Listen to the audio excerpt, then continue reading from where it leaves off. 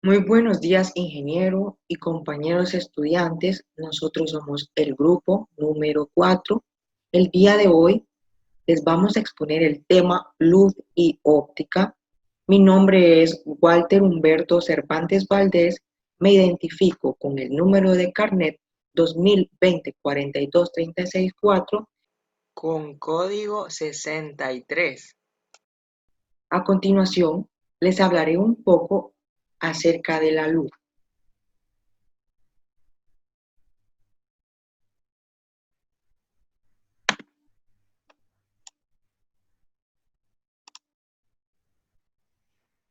La luz, al igual que el sonido, es una onda que propaga energía sin propagar masa. La luz, como el sonido, también proporciona a los animales información vital acerca de su medio ambiente. Una onda luminosa, por otra parte, no es la vibración de ninguna sustancia material. Es importante reconocerlo. Ahora bien, naturaleza de la luz. La naturaleza de la luz viene de la naturaleza ondulatoria de la luz. Ya era un hecho conocido para Aristóteles que el sonido es producido por vibraciones en el aire, conocimiento que se basó probablemente en la observación de que la música era producida por cuerdas que vibraban. Aunque no se sabía nada sobre la naturaleza fundamental de la luz, en tiempos de Newton era lógico especular que la luz era una onda semejante al sonido. La teoría ondulatoria de la luz fue propuesta por Christian Huygens en 1629 a 1695, aún en los tiempos de Newton. Pero Newton se negó a aceptarla. O sea, Newton apoyó la teoría de según la cual la luz está compuesta por corpúsculos. Ahora bien, ¿qué son los corpúsculos? Los corpúsculos son moléculas sin masa. Los corpúsculos viajan a velocidad constante. Hay un tipo de corpúsculo para cada color. La naturaleza ondulatoria de la luz fue establecida finalmente por una serie de experimentos que demostraron que la luz obedece el principio de superposición. Ahora les hablaré un poco acerca de la naturaleza electromagnética de la luz. Ok, cuando se hacían avances en el estudio de la luz, se estaban haciendo importantes descubrimientos en los campos de la electricidad y el magnetismo. Las leyes básicas de la electricidad y el magnetismo, que ya habían sido descubiertas en la primera mitad del siglo XIX, fueron formuladas en forma de una amplia teoría matemática por James Clerk Maxwell. James Clerk Maxwell dedujo de esta teoría que debían existir ondas electromagnéticas consistentes esencialmente en campos eléctricos y magnéticos, oscilantes que se propagan en el espacio con una velocidad definida. Hablando de la velocidad viene dada en función de ciertas constantes eléctricas muy bien definidas, que forman parte de la teoría. La teoría de James Clerk Maxwell estableció que la luz es una forma de radiación electromagnética, donde se pueden incluir los rayos X, los rayos UV, etc. Hoy en día, los físicos están familiarizados con ondas electromagnéticas, cuya longitud de onda va desde menos de 10 a la menos 7 metros hasta más de 10 a la 4 metros. ¿Cuáles son las ondas detectadas por el ojo humano? Es una muy buena pregunta. 4 por 10 a la menos 7 y 7 por 10 a la menos 7 metros es el rango que constituye, por tanto, la luz visible para el ojo humano. Acá vemos los nombres especiales de ondas con longitudes mayores o menores. como anteriormente mencioné, los rayos X. En este caso, la longitud de onda se da en metros y la frecuencia en hertz. Acá podemos ver que la luz visible está en el rango de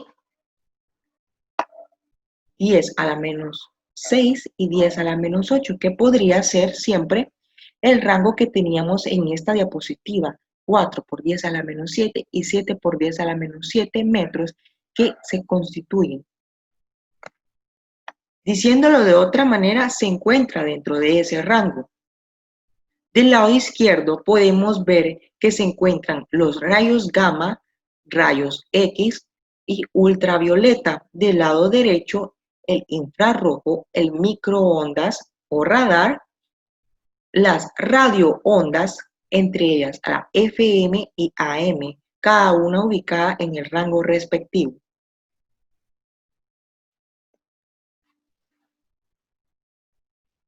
Ahora les hablaré acerca de la velocidad de la luz. Acá hay una interrogante muy buena. ¿La luz tiene una velocidad limitada? Alrededor del año 1600, Galileo intentó medir la velocidad de la luz con un tosco experimento, pero fracasó. El experimento estaba dado por dos ayudantes. Como vemos acá, el ayudante A y el ayudante B, ambos tenían en sus manos una lámpara. El ayudante A, que estaba ubicado a 5 millas del ayudante B, iba a mostrar su lámpara y el experimento consistía en que Galileo quería medir el tiempo que se tardaba en mostrar la lámpara al observarla desde el punto B, obteniendo un resultado de 5 por 10 a la menos 5 segundos, pero en ese tiempo el resultado fue un total fracaso. En 1676, All-Rummer obtuvo el primer valor infinito de la velocidad de la luz, basado en las discrepancias de los movimientos de los satélites de Júpiter dependiendo de la distancia entre Júpiter y la Tierra.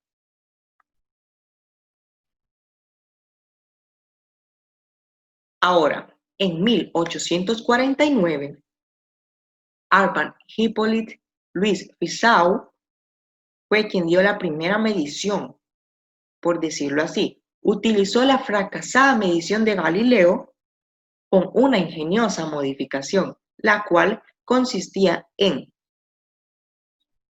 reemplazar el ayudante A con una rueda y reemplazar el ayudante B con un espejo. Detrás de la rueda se encontraba una linterna, quien mandaba la luz al pasar por la rueda chocando en el espejo. Mientras más rápido era la velocidad de la rueda, dice que detrás había un observador que no veía la luz reflejada. Esto sucede cuando el tiempo que se tarda la luz en ir de un lado a otro, o sea, del espejo a la rueda, es igual al tiempo que tarda la rueda en moverse a un espacio del diente inmediato. Concluyendo así, desde el experimento de Fizeau, tomando para nuestros fines como la velocidad de la luz en el vacío 3.00 por 10 a la 8 metros por segundo, recordando que a C se le da el nombre de velocidad de la luz en el vacío. Los dejo con la siguiente expositor. Muy buenos días, tengan cada uno de ustedes. Mi nombre es Lady Marian Sagastume Monroy, con carnet 2020-4656-1, con código 85. En esta oportunidad les voy a hablar sobre la interferencia y difracción. Primero hablaremos sobre la interferencia. El principio de superposición dice que cuando dos o más ondas coexisten En el mismo punto, el desplazamiento del medio es la suma de los desplazamientos que producirá cada onda por separado.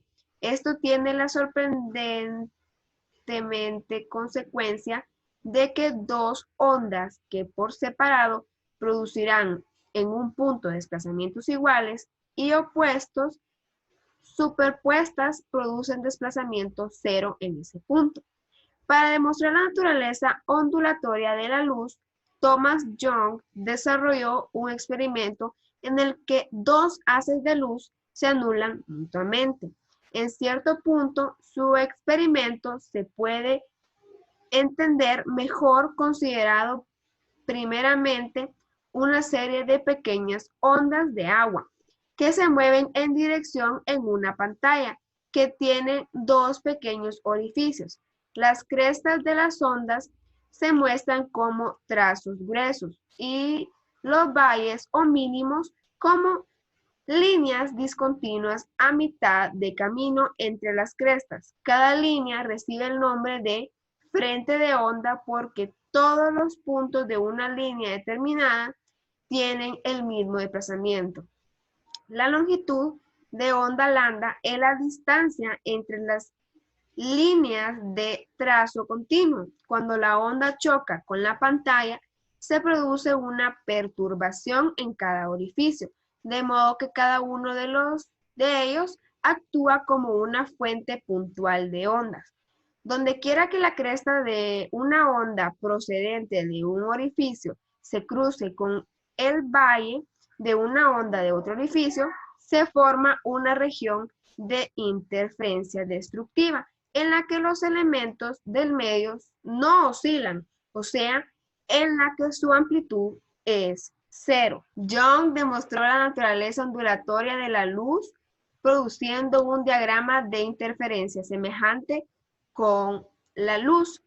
La luz coherente como la producida por un láser consiste en una sola onda larga continua.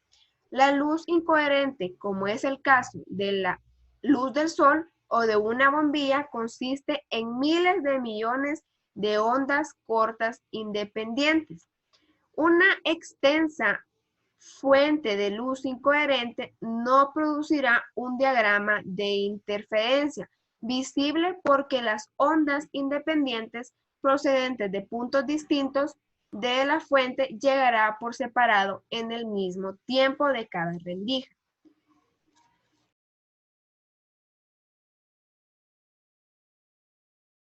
Muy buenos días, mi nombre es Lady Mayra Sagastume Monroy, código 85, y en esta oportunidad les voy a explicar un ejercicio de la rejilla de Young. Pero antes de proseguir con la explicación del ejercicio, quiero explicarles puntos importantes que deben de saber, como que esta es la ecuación general, la cual esta se llama y sub m, que es la distancia entre franjas. Esta es la distancia entre la rejilla y la pantalla, que se conoce como el punto R. Esta es el número de la franja. Este sería la longitud de onda lambda. Y la D sería la distancia entre rejillas. También está esta fórmula que se utiliza para sacar el ángulo de incidencia. Y también deben saber que las longitudes de ondas se miden en nanómetros. Bueno, entonces ahora vamos a proseguir con el ejercicio en el cual me dan los siguientes datos.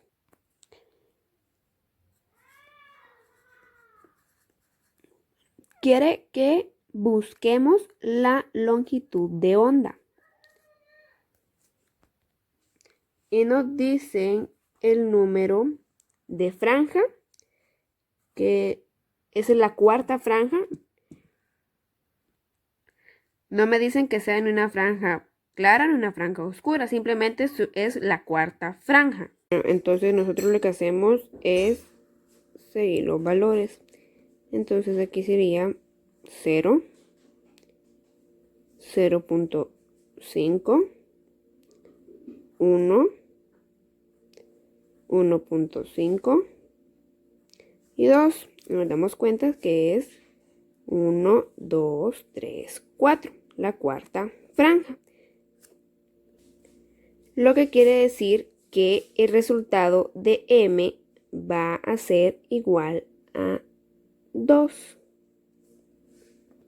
Y vamos a decir que la distancia que hay entre franja central, que es el 0, al llegar a la franja 2 es igual a 3.5 nanómetros. Y también vamos a decir que la distancia que hay entre la pantalla y la rejilla es de 2 centímetros. Y que la distancia que hay entre las dos rejillas es de 2.4 milímetros. Bueno, nos damos cuenta de que no todas las unidades están con la misma, entonces tenemos que pasarlas todas a metros. Bueno, ya que está convertido a metros, proseguimos a buscar la longitud de onda con la fórmula general, que es y sub m igual a r por m por lambda dividido d. Esta ecuación general la tenemos que despejar, que sería lambda es igual a y sub m por d dividido r por m. Ahora procedemos a sustituir valores y colocamos 3.5 por 10 a la menos 9 por 2.4 por 10 a la menos 3. Todo esto dividido 2 por 10 a la menos 2 por 2. Todo esto procedemos a hacerlo en la calculadora. Hacemos de primero la parte de arriba, que sale 8.4 por 10 a la menos 12 metros. Y la parte de abajo sale 0.04 metros. Y esto dividido sale 2.1 por 10 a la menos 10 metros.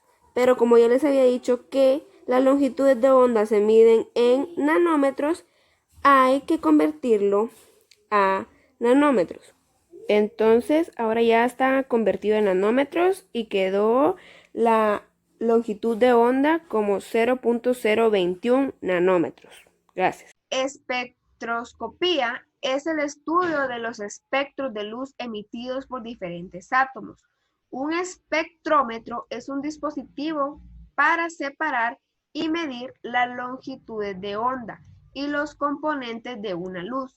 En lugar de una doble rendija, un espectrómetro utiliza una red de difracción, que es un trozo de vidrio o plástico sobre el que se ha grabado cuidadosamente miles de rendijas. el gran número de rendijas aumenta la intensidad de las franjas brillantes por encima de la que se obtiene con una doble rendija, si bien el espacio del diagrama depende todavía de la distancia entre las rendijas adyacentes. El fenómeno de interferencia se utiliza también en microscopía de contraste de fase, una técnica que modifica la microscopía de luz ordinaria de tal manera que la luz que viene directamente de la fuente de iluminación interfiere con la luz secundaria procedente de la muestra. Ahora, la difracción, los frentes de onda de una onda plana siempre se doblan ligeramente al pasar por una rendija, tal como se ve en la figura 15.6. Como consecuencia, la onda ya no viaja en una dirección, sino que por el contrario, tiene una divergencia angular. A este fenómeno se le llama difracción. Se puede demostrar que el ángulo está relacionado con la longitud de onda lambda y la anchura de la rejilla por la expresión. Las ondas ultrasónicas que tienen longitudes de onda mucho más cortas que el sonido viajan en línea recta sin mucha difracción, exactamente como la luz. La visión de los insectos parece ser que la difracción ha jugado un papel importante en la evolución del ojo de los insectos. El ojo compuesto de los insectos consiste en fibras transparentes llamadas omatidios. Se hallan arracimados en una disposición hemisférica. Cada omatidio solo puede recibir luz incidente formando un ángulo menor que 0 con su eje central. Toda luz incidente que cae dentro de este ángulo entra en el omatidio y pasa a lo largo de la fibra y estimula los nervios de su base. A continuación los dejo con mi compañero. Mi nombre es Diego Alberto Sarceño Calderón, con número de lista 64. Y dando continuación a la presentación, les hablaré sobre la reflexión y la refracción de la luz. Como se sabe, en un medio homogéneo, una onda plana se desplaza en línea recta con una velocidad v1, característica del medio. La reflexión sucede cuando la onda llega a la superficie que separa un medio del otro y parte de la onda es reflejada sobre esa superficie y vuelve al primer medio. También parte de esa misma onda pasa al segundo medio. La onda que pasa al segundo medio recibe el nombre de onda refractada. En la reflexión, la luz se propaga en la dirección de las rectas, llamadas rayos, que son perpendiculares a los frentes de onda. Dicho esto, podríamos redefinir reflexión como el cambio en la dirección de los rayos de luz de un mismo medio al incidir sobre la superficie de un medio distinto.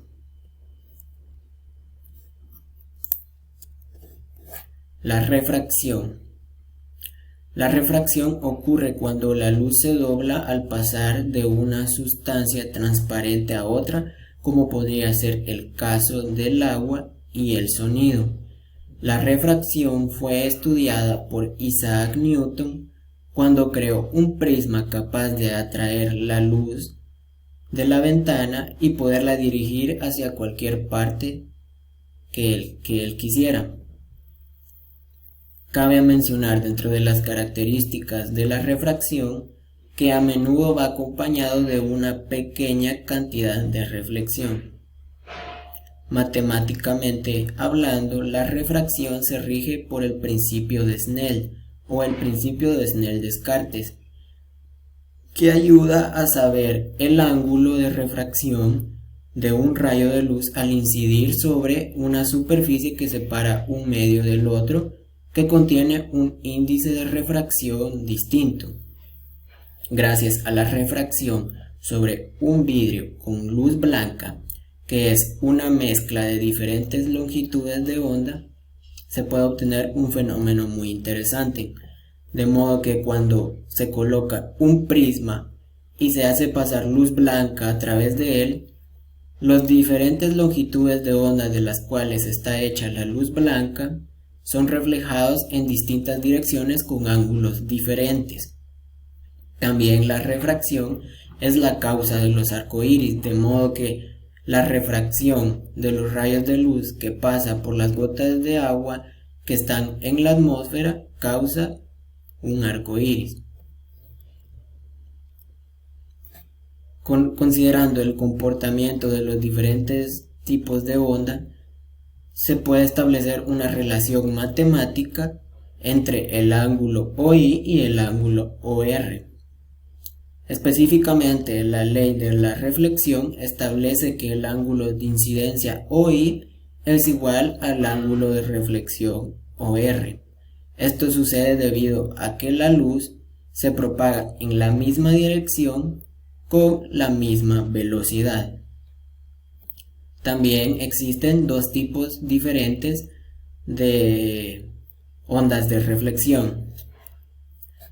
La onda de reflexión especular o regular es cuando una onda lisa en una superficie lisa, toda la luz incidente que viene en una dirección es reflejada en la misma dirección.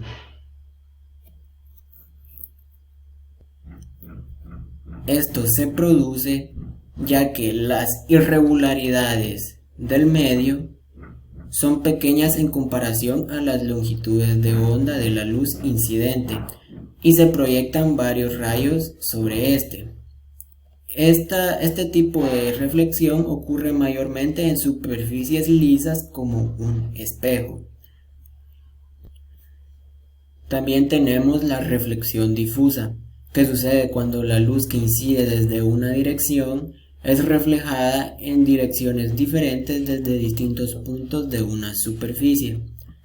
Esto sucede debido a que las irregularidades del sistema son comparables con las diferentes longitudes de onda de la onda de incidencia, y también se reflejan diferentes rayos de luz sobre esta superficie.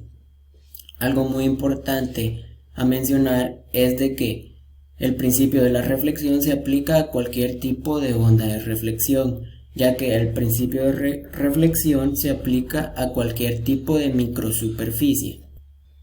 También tenemos la reflexión total, que es el fenómeno que se produce cuando un rayo de luz se encuentra atravesando un medio en el que el ángulo de incidencia OI produce un valor de seno O2 que es mayor de 1, de tal modo que la onda no es capaz de atravesar la superficie de ambos medios, reflejándose completamente. También la reflexión total es cuando la luz que incide sobre una superficie vidrio-aire es reflejada y es devuelta al vidrio. Algo importante a mencionar es de que el índice de refracción de una sustancia puede ser calculado fácilmente gracias al ángulo crítico y a una ecuación especial, pero también se puede hacer el uso de un refractómetro, que es un aparato óptico que se utiliza para medir el índice de refracción, pero también se usa para analizar la concentración de las soluciones. Es un aparato muy usado para garantizar la calidad de los productos de las industrias farmacéuticas, las industrias químicas, las industrias de alimentos y bebidas, y también las industrias que se encargan de la elaboración de olores y perfumes. También el índice de refracción puede ser utilizado para calcular la pureza de las sustancias de forma fiable y rápida. Además, el progreso de las reacciones y la concentración de las conversiones de las sustancias se puede leer fácilmente gracias al índice de refracción. También la reflexión interna total puede ser utilizado en fibras ópticas para transportar la luz sin pérdida parcial de energía. Una fibra óptica es un largo y estrecho filamento de vidrio o de plástico transparente. En una fibra óptica, el material interno tiene un índice de refracción más grande que cualquier otro material, de modo que el ángulo de incidencia de la luz es crítico tanto para el revestimiento como para la base de la fibra óptica, y se produce una reflexión interna total que preserva la energía que es transportada por la fibra. Las fibras ópticas también tienen una gran importancia dentro del mundo de la medicina, como poder examinar el estómago de un paciente introduciendo un paquete de fibras que se introducen en el esófago del paciente. También, por medio de una arteria, se puede hacer llegar luz que hace posible examinar el corazón gracias a unas pequeñas fibras de unos pocos milímetros de espesor para poder examinar el corazón de una persona. Gracias. Mi nombre es Eric Josué Cis Moscoso, código 82, carnet 2020-44-867, y voy a hablarles un poco acerca del color. ¿Qué es el color? El color es una sensación que producen los rayos luminosos en los órganos visuales y que estos se interpretan en el cerebro. Se trata de un fenómeno físico donde cada color depende de la longitud de onda. Los cuerpos iluminados absorben parte de las ondas electromagnéticas y reflejan las restantes. Voy a resaltar un poco sobre las leyes de Grassmann del color. Primera ley de Grassmann del color. El ojo humano normalmente solo percibe 3 atributos de la luz, que suelen denominarse brillo, saturación y matriz. Los fisiólogos dedujeron de este hecho psicológico que debían haber 3 y solo 3 clases de pigmentos en los conos. Por medio de pruebas de comparación de colores llevadas a cabo con personas que tienen diferentes clases de ceguera para el color, se ha podido deducir el color de estos pigmentos, pero solo en las 2 últimas décadas ha sido posible aislar estos pigmentos y verificar las deducciones llevadas a cabo. La razón por la que algunas fotografías en color parecen más vivas que la propia realidad es porque sus colores están más saturados que los colores naturales. Las fotografías representan correctamente las matices, pero aumentan la saturación. La palabra color se refiere en conjunto al matriz, brillo y saturación. Los atributos físicos de una luz se ponen de manifiesto de modo conveniente representando gráficamente la intensidad de cada una de las longitudes de onda que contiene. Un breve ejemplo. Por medio de una simple demostración, se puede entender mejor los 3 atributos del color. Al que se ha colocado un filtro rojo proyectando una mancha roja sobre una pantalla. El matriz en el atributo de la mancha que la distingue de una mancha azul o verde. El brillo de la mancha depende de su intensidad, que puede ser modificada, variada de la intensidad de la lámpara de la proyección. El brillo es pues análogo a la sonoridad, es la sensación psicológica que corresponde al atributo físico de intensidad.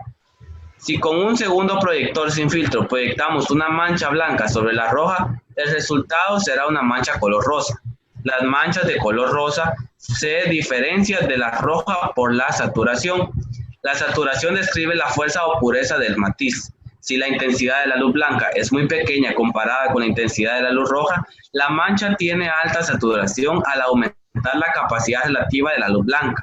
Disminuye la saturación a la mancha. Ahora vamos a hablar un poco sobre la segunda ley de Grassmann.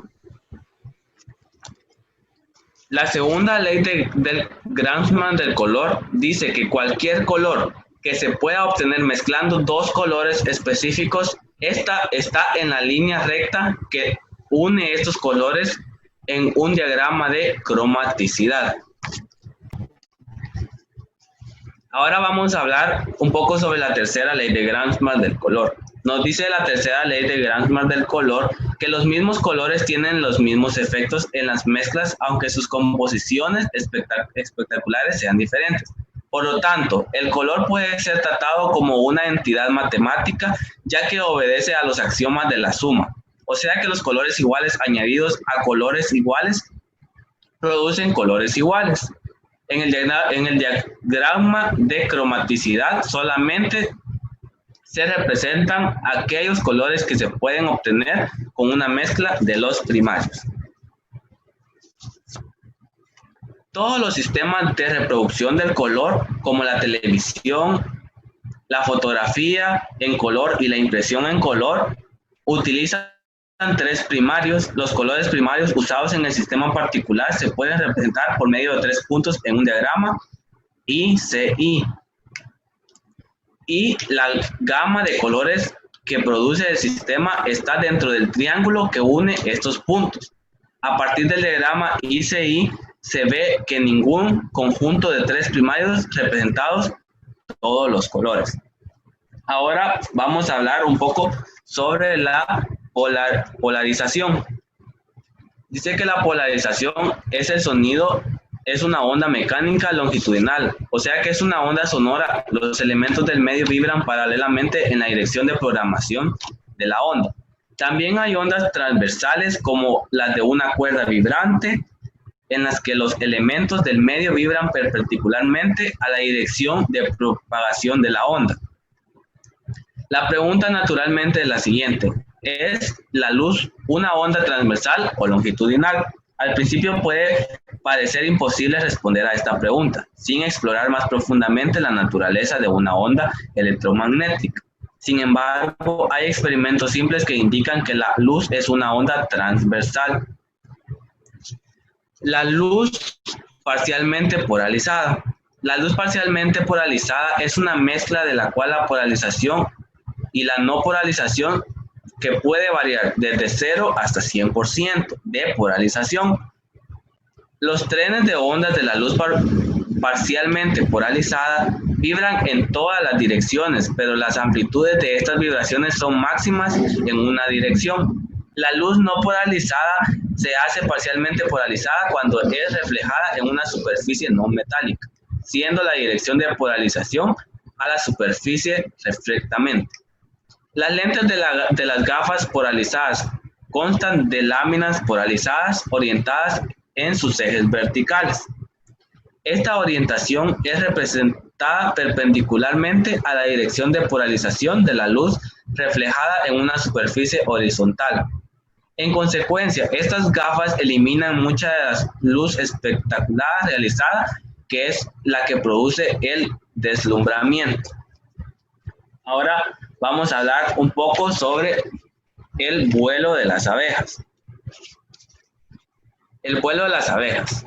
Carl von Finch y sus colaboradores han demostrado a través de una serie de brillantes experimentos hechos durante muchos años que las abejas se mueven por referencia al sol. Esto es extraordinario, ya que el sol es continuamente moviéndose por el cielo durante el día. Por ejemplo, supongamos que una mañana una abeja durante el día debe de ir a su colmena a un lugar donde hay mucho néctar.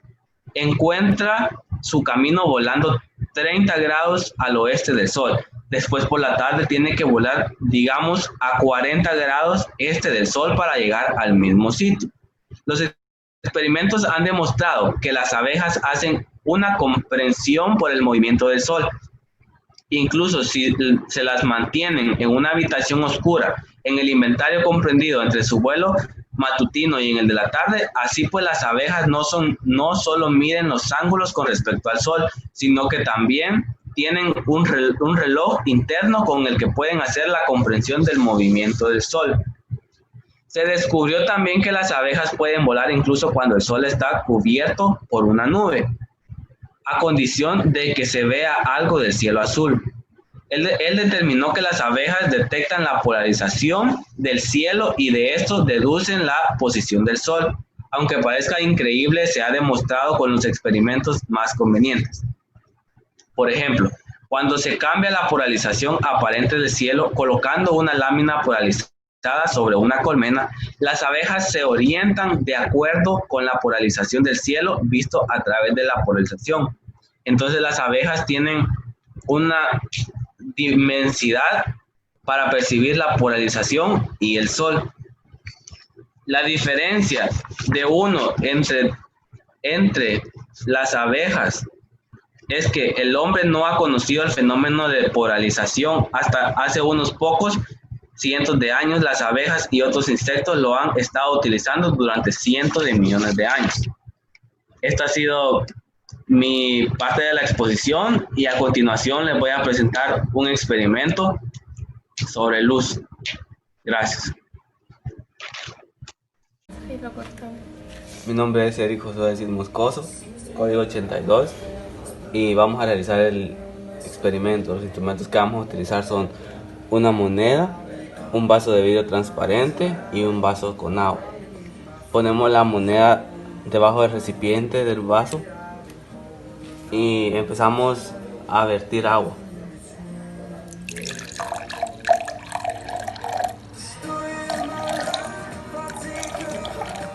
Como podemos observar, todavía se alcanza a ver la moneda.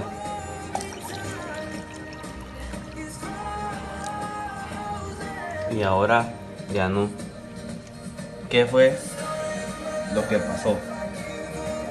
Sucedió que la moneda se encontraba debajo del recipiente. Al llenar el recipiente con agua, los rayos que provienen de la moneda han pasado sobre el aire, del vidrio del agua al vidrio y del vidrio al aire.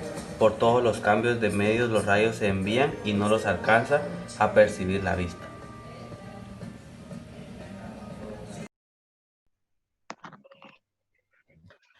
Buenos días a todos. Vamos a proseguir ahora con nuestra exposición. En esta parte vamos a hablarles sobre el tema de óptica. Es por eso que le dejo el tiempo a mi compañera Desiree, que ella iniciará con este tema de exposición. Hoy vamos a hablar sobre óptica. Yo soy Desiree, código 83. La óptica es la rama de la física que involucra el estudio del comportamiento y las propiedades de la luz, incluyendo también sus interacciones con la materia,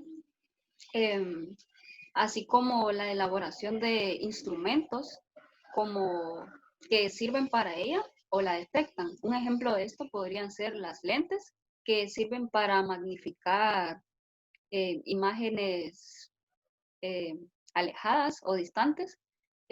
También están los microscopios, que sirven para magnificar imágenes pequeñas.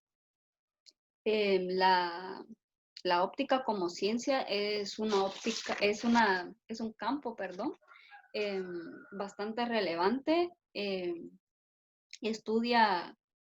estudian muchas disciplinas que están íntimamente ligadas con ella, como lo son la astronomía, la fotografía, algunos campos de la ingeniería, también la medicina, en especial oftalmología y optometría.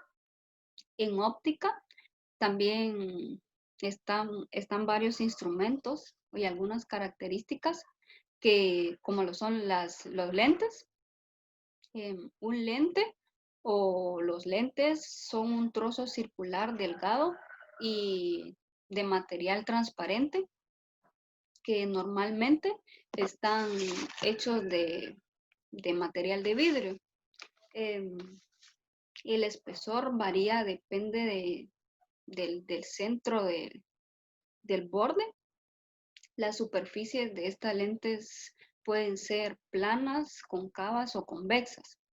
Existen dos tipos de lentes, que son los lentes convergentes y divergentes.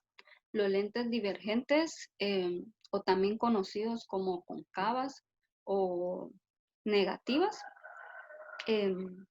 tienen un mayor grosor, el cual va disminuyendo progresivamente hacia el centro.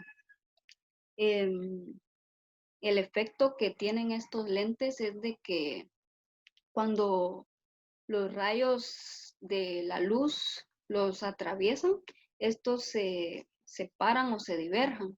Estos lentes son utilizados normalmente para la miopía. También están los lentes convergentes, perdón, que se utilizan para la solución de la hipermetropía, que es una afección cuando los objetos cercanos se ven borrosos. Cuando los rayos del sol provenientes de estos objetos pasan a través de estos lentes, estos se convergen o se unen en un determinado punto. También una característica es la distancia focal, que la distancia focal o longitud focal de un lente es la distancia hacia el centro óptico, entre el centro óptico y el lente de un foco o un punto focal. Siguiente diapositiva, por favor. Para un lente positivo o convergente, la distancia focal es positiva. Esto se define como la distancia entre el eje central de un lente hasta donde un haz de rayos paralelos coliminado atraviesa el lente y se enfoca en un único punto. Para una lente negativa, o sea divergente, la distancia focal es negativa. Se define como la distancia que hay entre el eje central del lente a un punto imaginario, del cual parece emerger un haz de luz coliminado que pasa a través de ella. Siguiente diapositiva. También están las imágenes reales y algunos instrumentos de una lente. Una lente positiva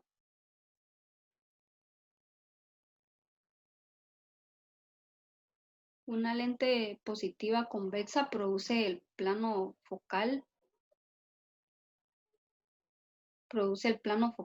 una imagen produce en el plano focal una imagen real de un objeto distante. Es decir, que si se coloca una pantalla en plano focal, se proyectará en la pantalla una imagen del objeto. Esto sucede porque toda la luz que llega al lente desde un solo punto, el objeto se concentra en un solo punto del plano. Gracias.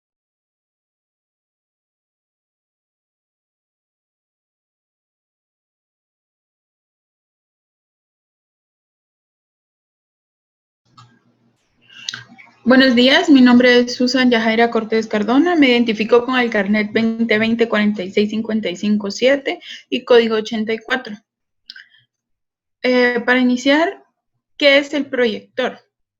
Un proyector es un aparato óptico que recibe una señal de video y proyecta la imagen correspondiente en una pantalla de proyección, usando un sistema de lentes, permitiendo así mostrar imágenes fijas o en movimiento. Todos los proyectores de video utilizan una luz muy brillante para proyectar la imagen, y los más modernos pueden incluso corregir curvas, borrones y otras inconsistencias a través de los ajustes manuales. En un proyector, el objeto, por ejemplo, una diapositiva, se coloca cerca de la lente y la imagen se forma a gran distancia de la lente.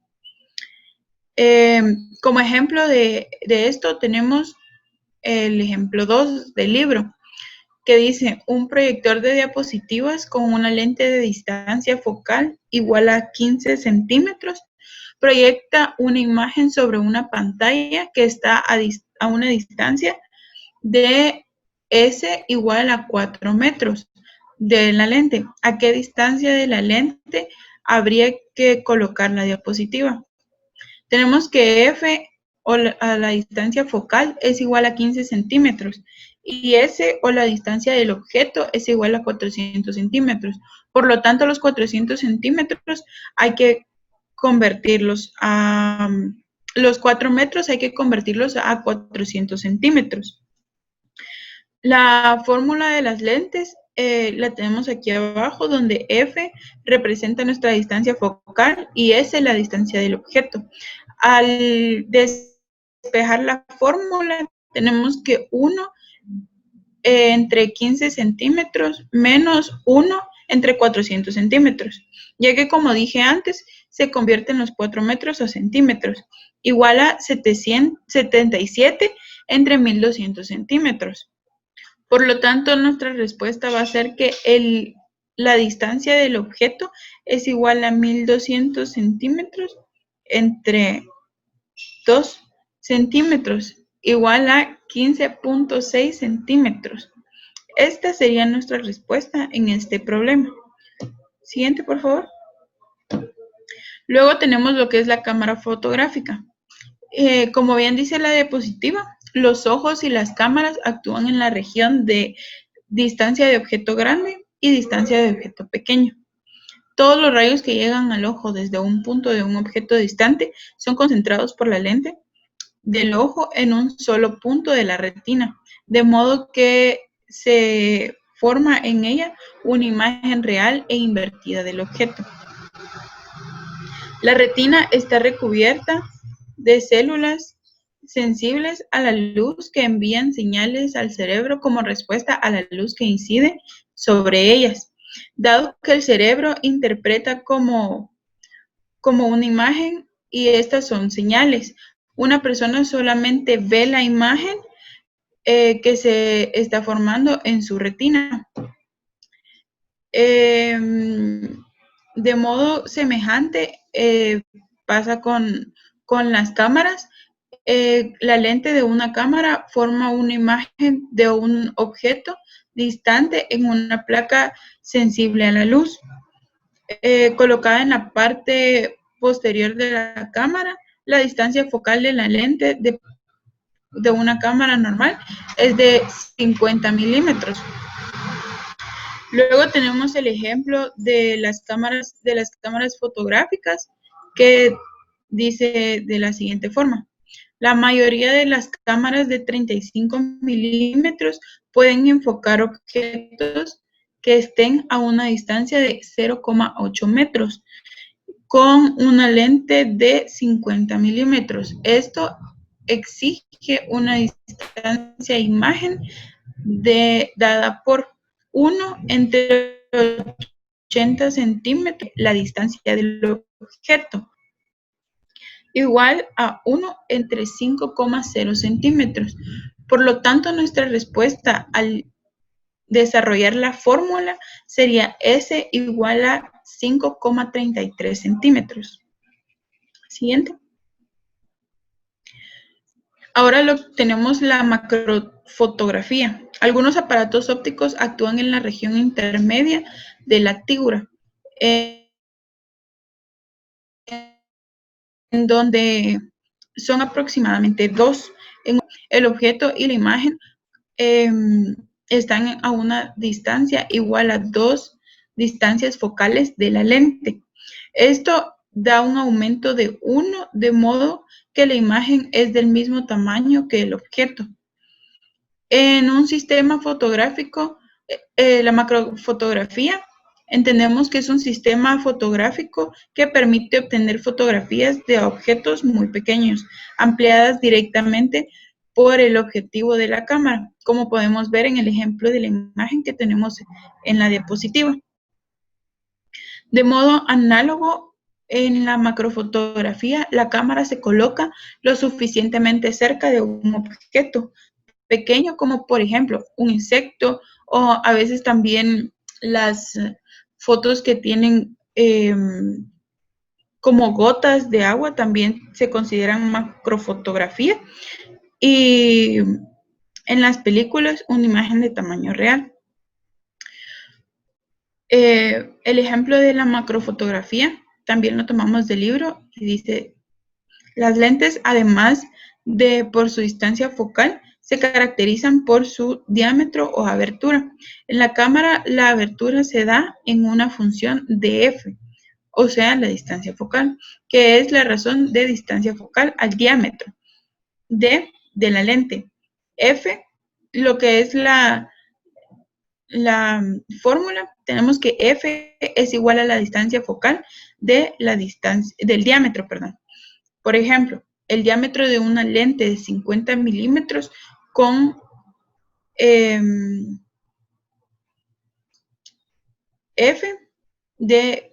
con un número F de 2,8.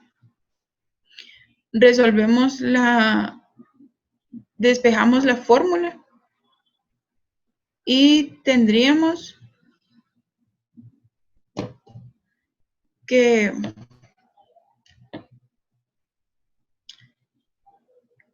eh, 50 milímetros entre el diámetro, que sería F, la distancia focal, es igual a 50 milímetros dividido los 2,8, que sería la razón del número, la función del número F. Gracias.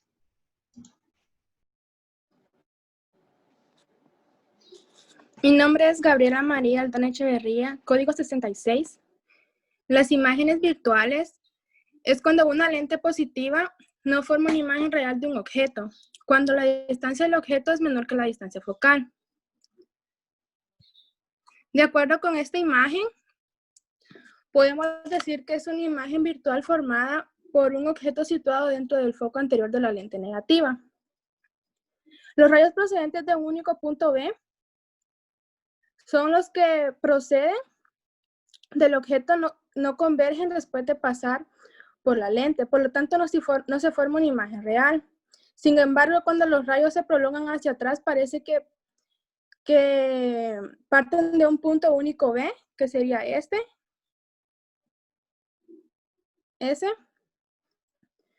de la imagen virtual. De acuerdo con el ejemplo que tenemos aquí, dice, ¿cuál sería la distancia focal de las gafas que ha de llevar una persona que solo puede enfocar objetos situados a 100 centímetros o más? La menor distancia a la que una persona puede enfocar objetos se llama punto remoto. Las gafas permiten a la persona mantener el objeto a la distancia normal de la lectura, que son 25 centímetros, mientras está viendo una imagen virtual en el punto próximo, que serían 100 centímetros. De acuerdo a la ecuación que tenemos aquí, podemos decir que la distancia focal de este problema son 33.3 centímetros.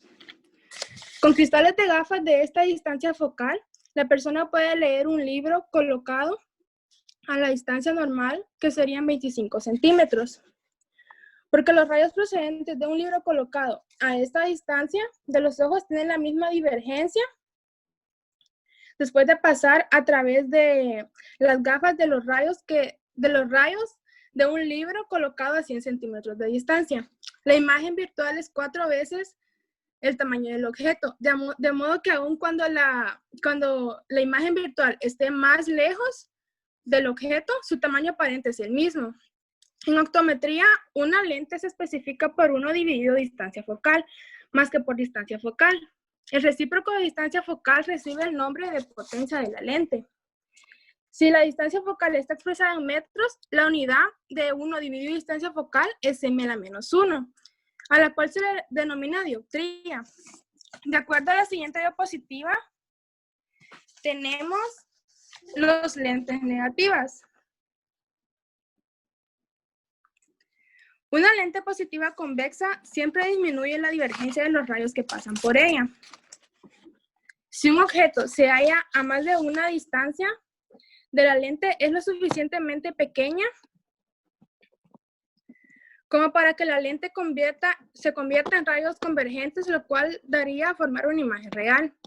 Una lente negativa siempre aumenta la divergencia de los rayos que pasan por ella. De acuerdo a esta imagen que tenemos aquí, podemos decir que los rayos procedentes de ella convergen en una lente negativa. Y de acuerdo a los dos microscopios que están de este lado, en el microscopio de color blanco, los componentes esenciales de un microscopio son dos lentes, el objetivo y el ocular, colocados de tal manera que el objetivo forma una imagen real del objeto precisamente dentro del foco anterior del ocular. Y en el otro microscopio, que está aquí de color negro, podemos decir que es un moderno microscopio. Tanto el objetivo como el ocular están compuestos de varios lentes. Estos sistemas de lentes compuestas tienen mejores características ópticas que las de lente única, pero realizan la misma función. El microscopio que tenemos aquí tiene lentes adicionales de aproximación y espejos para dirigir la luz convenientemente. Por ejemplo, las lentes negativas se utilizan más que todo para corregir la miopía, que es un defecto visual en el que el ojo no puede acomodarse a objetos a una distancia muy larga, al punto remoto. Una lente negativa forma en su plano focal una imagen virtual de objetos muy distantes. Así que, utilizando gafas de lentes negativas y cuya distancia focal es igual a la distancia del punto remoto, se forma una imagen virtual de un objeto distante a una distancia a la que el ojo puede acomodarse. Cuando algunos rayos divergentes se prolongan hacia atrás, se reúnen en un punto F sobre el eje óptico, que es el foco de la lente negativa. La distancia desde F al centro de la lente es la distancia focal y se toma como negativa. Una lente negativa siempre forma una imagen virtual de un objeto a cualquier distancia de la lente. En la siguiente diapositiva,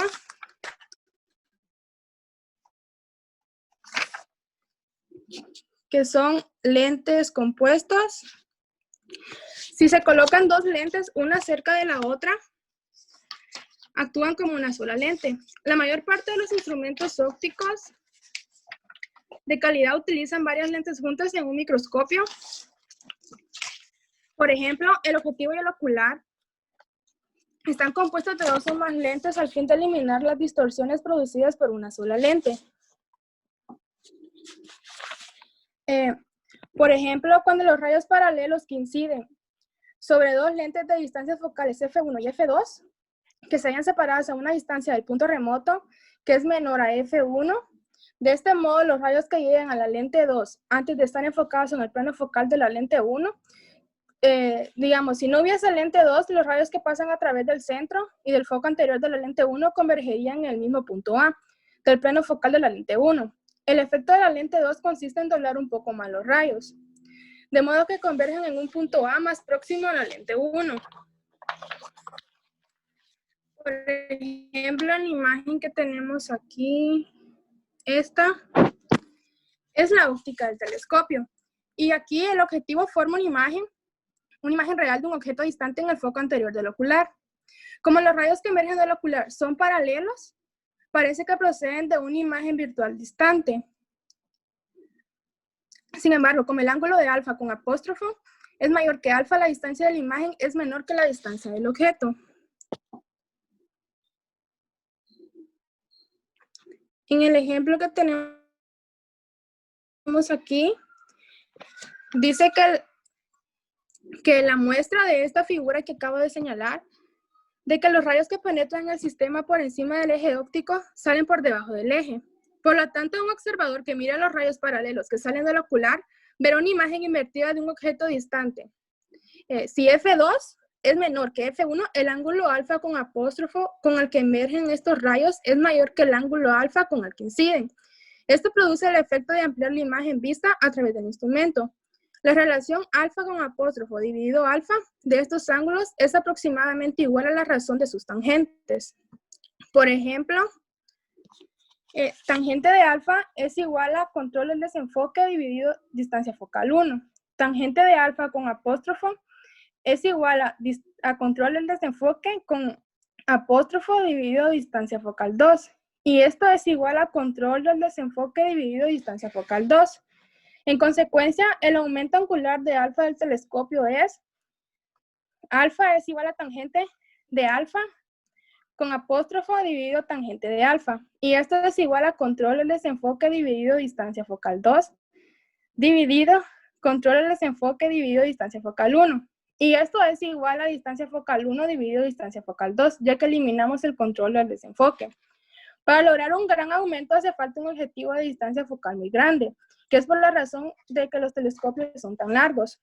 Se cree que el fabricante de lentes holandés Hans Lippershey fue el primero en combinar dos lentes en las configuraciones de microscopio y telescopio entre 1590 y 1608.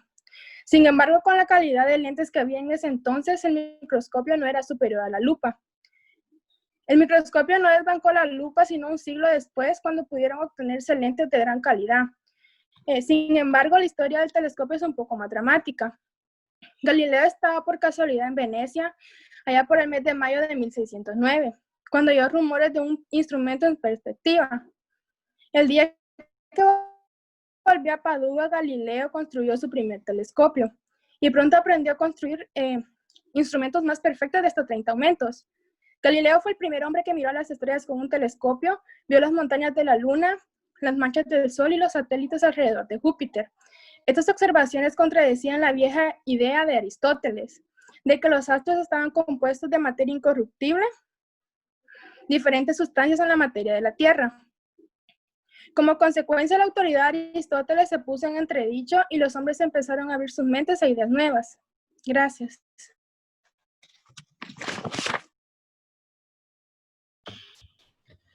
Bueno, ahora hemos llegado a la parte de hablar sobre ya un poco más el ámbito de nuestro cuerpo, de nuestro organismo, y es obviamente el ojo humano, que es uno de los 5 sentidos que nosotros poseemos como personas. Entonces vamos a empezar hablando sobre qué es el ojo humano. El ojo humano es un fotorreceptor, es decir, que recibe los rayos de luz, las iluminaciones, todos los reflejos e imágenes virtuales que podamos ver en nuestro día a día, como podemos observar acá en diapositivas. El ojo humano tiene 2 elementos para enfocar, la córnea y el lente cristalino. Para los propósitos del trazo de los rayos de luz que pasa a través del ojo, se comporta como si fuese retractado en un plano único llamado plano principal. Bueno, el plano principal tiene 2 propiedades de una lente, a excepciones de 2. 1. En el ojo tenemos un líquido que se llama humor vítreo. Este líquido se encuentra en la parte interna de la retina y esto nos dice que la distancia focal posterior y anterior están a una distancia del plano principal diferente, como lo podemos ver acá en la diapositiva, que se le es llamado plano principal. Luego, el punto a través del cual pasa un rayo sin desviarse por el sistema óptico se le llama punto nodal.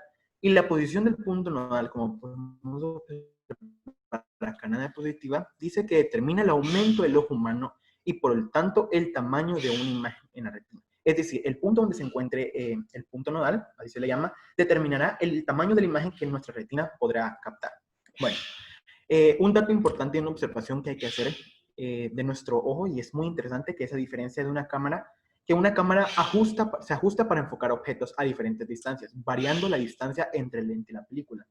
Es decir, la cámara puede ajustarse para poder acercar, ver más de cerca los objetos que están tal vez a una larga distancia, mucho más amplia de lo que nuestros ojos podrían ver. En cambio, el ojo, la distancia entre la retina y la lente es fija. Es decir, no podemos como ajustar o como hacer zoom, digámoslo así, algún objeto que esté a una distancia más larga. Esa es una de las características que tiene la cámara diferente al ojo. Que la cámara sí puede ajustarse dependiendo la distancia focal del objeto que quiera observar, pero nuestro ojo no. Bueno, las aberraciones. Una aberración óptica es un defecto óptico que produce desviaciones de un sistema óptico y da lugar a imágenes con falta de nitidez o alteraciones. Podemos decir que es como un problema visual. Entre esos encuentra las lentes esféricas. La superficie de la mayoría de las lentes son esféricas, lo que significa que cada superficie de la lente es una sección de una esfera. Como sabemos y como hemos venido entendiendo, existen diferentes tipos de lentes. Lentes convexos, lentes cóncavos, etc. Pero las lentes esféricas están dentro de los tipos de aberraciones, porque pueden causar algunos tipos de alteraciones o falta de nitidez al momento de observar por medio de ellas. Y bueno, sí, vamos a hablar en esta oportunidad de 2 tipos de aberraciones. Vamos a iniciar ahorita con las cromáticas.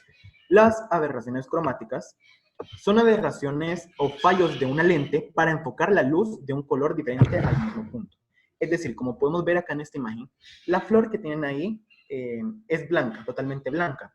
Pero una aberración cromática dice que es que en algún punto la imagen tiene un color diferente. Y como podemos ver en la imagen, en el contorno de la flor tiene como un sombreado azul. Entonces, esa es una aberración cromática. Las aberraciones cromáticas se corrigen por medio de un doblete, que es un par de lentes que actúan como una sola lente. Es decir, estas dos lentes que podemos ver acá en la imagen actúan como una sola. Y esto lo que hace es disminuye el riesgo de que pueda causar alguna aberración, es decir, alguna alteración o falta de nitidez al momento de captar alguna imagen. Perdón. Listo. Se pueden construir lentes simples acromáticas, libre de aberraciones cromáticas, que es como esta imagen que podemos ver acá. Existen diferentes tipos de lentes, como lo hemos hablado y lo hemos mencionado, y también existen lentes para poder erradicar las aberraciones cromáticas, que se llaman lentes acromáticas. Ahora sí, pasemos a nuestra última diapositiva, y es el tipo de aberraciones monocromáticas. La aberración esférica es el fracaso de una lente para enfocar en un punto el rayo procedente de un punto situado. Esos son algunos tipos de las aberraciones cromáticas. Esta es la aberración esférica, el astigmatismo y la distorsión. Son tres que vamos a mencionar. Existen más aberraciones monocromáticas, pero en este caso vamos a mencionar tres. ¿Pero qué es una aberración monocromática? Las aberraciones monocromáticas no provienen de la dispersión del vidrio, sino del fracaso de una lente esférica para formar una imagen ideal. Como lo vimos en la diapositiva anterior, en las aberraciones, las lentes esféricas pueden crear algún tipo de distorsión o falta de nitidez. Entonces, no es que sea alguna dispersión del vidrio, una aberración monocromática, sino un fracaso de una lente esférica. Por eso les mencionaba que estas lentes pueden causar aberraciones. Y como les mencioné, la aberración esférica es uno de esos, como ya lo habíamos mencionado. El astigmatismo es una enfermedad, una patología de la visión muy común que quizás muchos podamos tener de una u otra manera. Este es una enfermedad que puede ir aumentando el nivel, es decir, podemos tener un cierto nivel de astigmatismo bajo, relativamente bajo, que no puede afectar nuestra vida, pero si vamos y descuidamos y todo eso, puede ir aumentando. El astigmatismo es el fracaso de una lente para enfocar en un punto rayos procedentes de un punto alejado. Es decir, las personas que tienen astigmatismo no pueden enfocar muy bien la luz. Por ejemplo, y es algo que no podemos encontrar en imágenes o algo así. Cuando vamos en la carretera, una persona con astigmatismo no puede ver la luz del carro así muy nítida como una persona normal, sino que la ve distorsionada o la puede ver como expandida, digamos así. Por último, uno de los tipos de aberraciones monocromáticas tenemos la distorsión, que es la variación del aumento de la imagen plana, la cual se le llama curvatura de campo. Entonces, estos son algunos de los tipos de aberraciones monocromáticas que podemos encontrar. Considero que es importante que cuidemos nuestros ojos. Es como una recomendación. Los ojos son nuestras ventanas para poder vivir y para poder hacer todas las actividades que nosotros realizamos.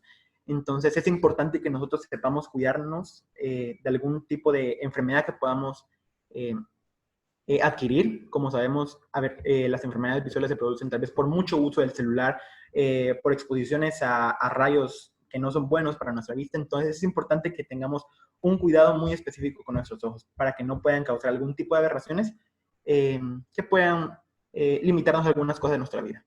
Y como ustedes saben, para estas enfermedades como el astigmatismo, la miopía, lo más común es lentes, porque lo que quieren hacer es reenfocar, es volver a esa nitidez para poder observar de una mejor manera. Por eso ocupan lentes. Y los hay de diferente tipo, como lo hemos dicho, y también de diferente graduación.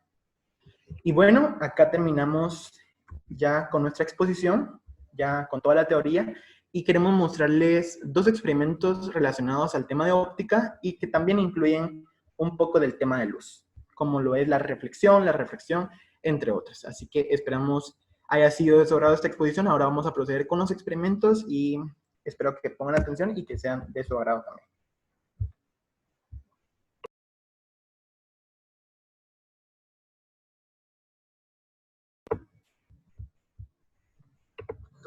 A base de la exposición que ya hemos realizado anteriormente, pero antes quiero contestar una pregunta, y esta es: ¿qué relación hay entre la luz y la óptica? Bueno, déjenme decirles que la relación entre estos dos temas es muy estrecha.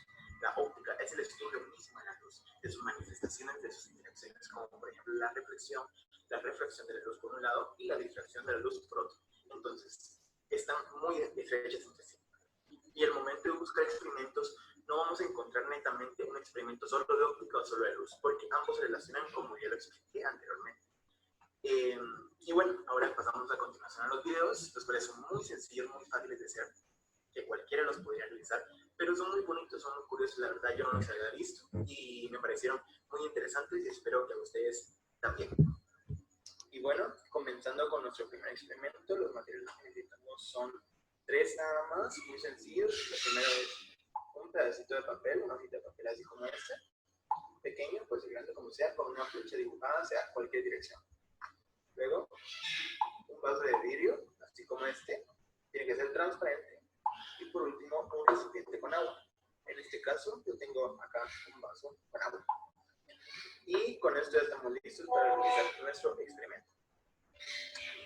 Bueno, a continuación lo que vamos a hacer es derramar el agua dentro del vaso de vidrio para ver lo que sucede con la flecha.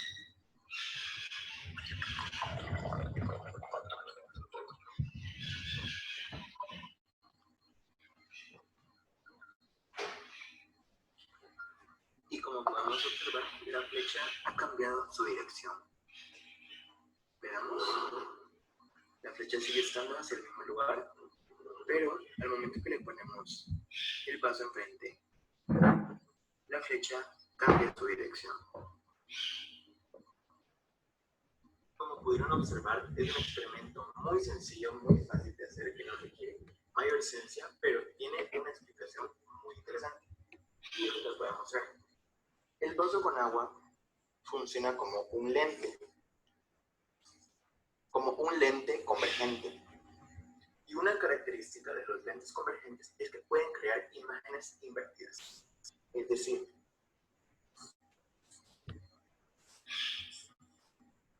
al momento que los rayos de luz penetran en el lente, crean una imagen invertida del objeto que están reflejando. En este caso, como dije, el lente es el vaso con agua. Es por eso que podemos ver cómo la flecha cambia su dirección al momento que ponemos el vaso con agua delante de ella. Y esta ha sido la explicación de este experimento.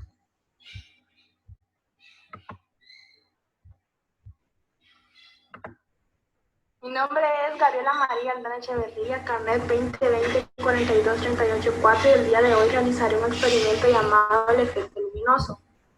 El efecto luminoso es la forma de energía que ilumina los objetos y los hace visibles. Los materiales que ocuparemos es un CD transparente, una cajita de fósforo, una barra de silicón, una linterna, una velita que servirá para atrapar el círculo de en medio del CD y una vela. Lo primero que haremos es pegar esta velita en el círculo del CD. Para eso ocuparemos la barrita de silicón.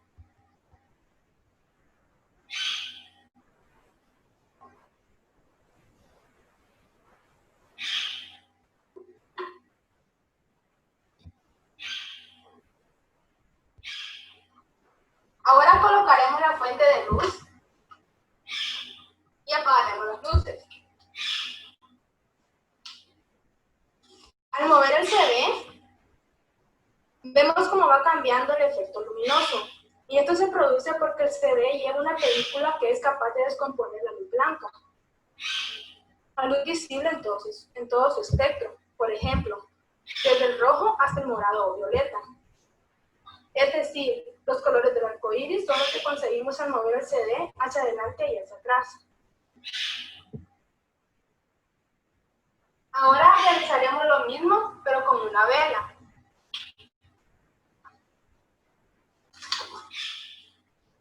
Como podemos observar, la luz de la vela también nos da los colores del arco iris, al mover el CD hacia adelante y hacia atrás.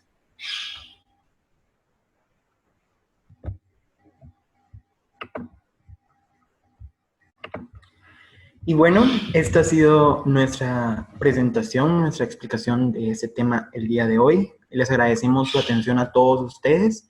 Gracias, ingeniero, también por su atención y por su tiempo. Y esperamos hayan aprendido que es lo más importante y es nuestra finalidad al momento de realizar esta exposición. Creo que por la emoción de querer exponer y todo esto, se me olvidó decir mi nombre y carnet, pero soy Samuel Suchite Ramírez, con carnet 2020 42428 y código 70. Y bueno, les agradecemos por su atención, como les había dicho, y que tengan muy buen día.